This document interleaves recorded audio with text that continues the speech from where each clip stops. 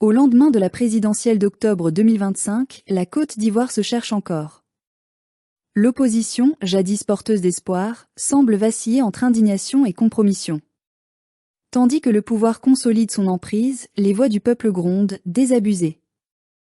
Et une question demeure, qui trahit vraiment la lutte? Nous avons marché, crié, souffert. Nous avons cru à la désobéissance civique comme à un acte de dignité nationale, un cri du cœur contre l'arbitraire d'un pouvoir qui ne recule devant rien pour se maintenir. Nous avons tenu les barricades, affronté la peur, pleuré nos frères tombés pour un idéal, celui d'une Côte d'Ivoire libre, juste et souveraine. Mais aujourd'hui, après la fumée et le sang, après la peur et le silence, une autre douleur s'impose à nous, celle de la trahison. Car voilà que ceux-là même qui nous avaient appelés à résister, à dire non au 4e mandat d'Alassane Ouattara, s'apprêtent à aller aux élections législatives pour, au fond, légitimer ce qu'ils disaient combattre. Oui, nous sommes en colère. Pas une colère de haine, mais une colère de désillusion. Une colère née de ce sentiment d'avoir été utilisé comme un bouclier humain, sacrifié au nom d'une stratégie politique que même leurs auteurs semblent avoir oubliée. Quand on a vu Tidjane Thiam du PDC-IRDA et Laurent Gbagbo du PPACI se tourner brusquement vers les urnes après avoir refusé le vote présidentiel, on s'est demandé « Pourquoi ? Pour qui ? Et à quel prix ?» Nos dirigeants de l'opposition ont-ils mesuré la portée de leurs décisions ? Ont-ils pensé à ces mères qui pleurent leurs enfants tombés lors des manifestations ? À ces jeunes emprisonnés pour avoir cru à la parole de leur leader ? Nous avons le droit de poser ces questions, car la mémoire des sacrifices ne doit pas être ensevelie sous les compromis politiques. Nous avions cru que cette désobéissance civique marquerait un tournant, un acte fondateur d'une nouvelle conscience nationale.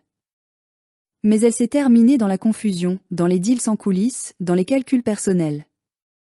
Le peuple, lui, est resté sur le carreau, désorienté, fatigué, mais toujours debout. Et voilà qu'on nous parle aujourd'hui d'élections législatives, d'alliances nouvelles, de sièges à prendre dans un parlement qui ne représente plus le peuple mais les intérêts de quelques-uns. Comment comprendre cela ? Comment expliquer à la jeunesse que ces leaders ont changé de cap sans l'en informer ? Comment croire encore à une opposition qui dénonce le système tout en participant à son maintien ? Nous aimons Laurent Gbagbo. Nous l'avons suivi parce qu'il symbolisait le refus, la résistance, la fierté d'un peuple debout face à l'injustice. Mais parfois, aimer un homme, c'est aussi oser lui dire qu'il se trompe. Depuis son retour de prison, quelque chose semble s'être éteint dans sa parole. Elle n'a plus cette flamme d'autrefois, cette rage du cœur qui faisait trembler les puissants.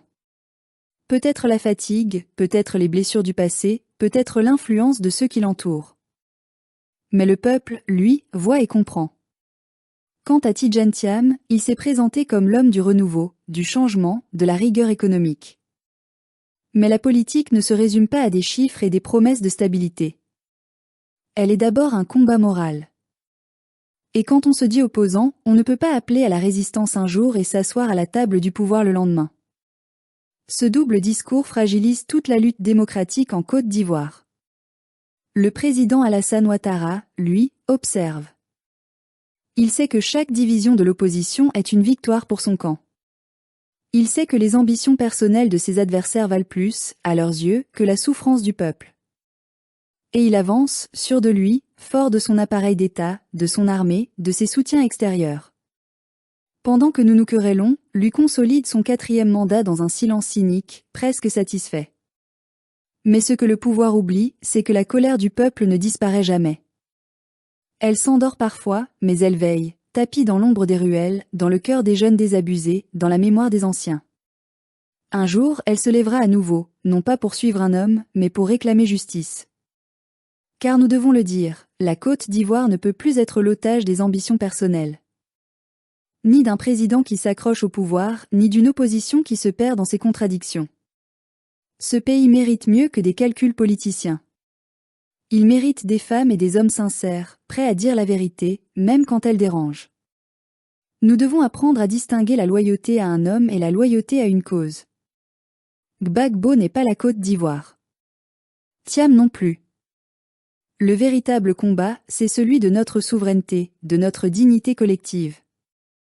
Et cela passe par le courage de reconnaître que nos leaders ont failli. Les temps ont changé. Le peuple ivoirien n'est plus dupe. Nous avons vu des alliances se faire et se défaire, des promesses s'envoler comme la fumée des pneus brûlés. Nous avons vu le sang couler pour des causes qui n'en étaient plus. Mais de ces épreuves est née une maturité. Nous avons compris que le vrai pouvoir n'est pas dans les palais, mais dans la conscience éveillée du peuple. Alors oui, nous avons été trahis. Mais cette trahison doit nous enseigner quelque chose, la lutte ne peut plus être déléguée. Elle doit venir de nous, du peuple lui-même. Les dirigeants passeront, mais la cause reste. Et cette cause, c'est celle d'une Côte d'Ivoire libre, souveraine, réconciliée avec elle-même. Nous devons pardonner, mais sans oublier. Relever la tête, mais sans retomber dans les illusions. Comprendre que la vraie résistance, aujourd'hui, n'est pas dans les mots d'ordre d'un parti, mais dans l'éveil d'un peuple. Car tant que nous confierons notre destin à des hommes qui pensent d'abord à leur carrière avant au pays, nous revivrons les mêmes douleurs, les mêmes désillusions. La Côte d'Ivoire a trop souffert pour continuer à tourner en rond dans le cercle vicieux des promesses non tenues.